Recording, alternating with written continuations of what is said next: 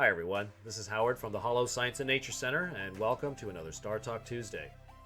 As we roll gently into spring in Florida, strawberries and wet galaxies are coming into season. While galaxies can certainly be seen at all times of the year, for those of us in the northern hemisphere, getting the best view to coincide with a reasonable hour of the evening only happens during the spring.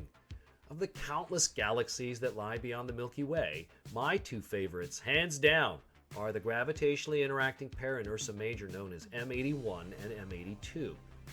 At approximately 10:30 in the evening, observers here in Florida looking about 50 degrees above the northern horizon, or about 20 degrees directly above Polaris, the North Star, will find this galactic duo. Located 12 million light-years away, these two stellar cities are part of a group of over 30 galaxies called the M81 group. M81 and M82 are locked in a gravitational dance with each other that's been going on for billions of years.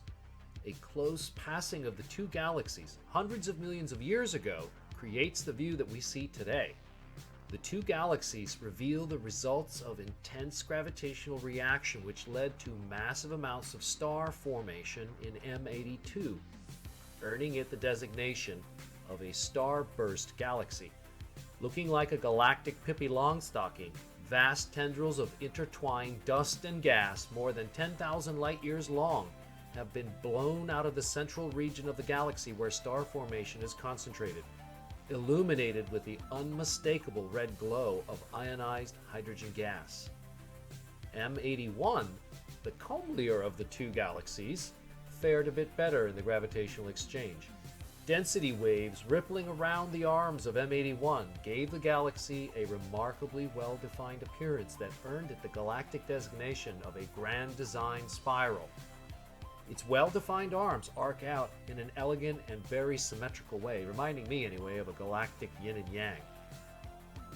As the two galaxies passed by each other, they flew through and contributed to clouds of galactic dust. The tidal forces of our dancing galaxies dragged tendrils of the dust into complex structures called integrated flux nebula. These extremely faint structures are visible to cameras only because of the collective light of billions of stars from nearby galaxies. With a pair of binoculars under dark country skies, the reward for the effort is two faint sources of light in a field of stars. The oval smudge with the diffuse glow is the central core of M81.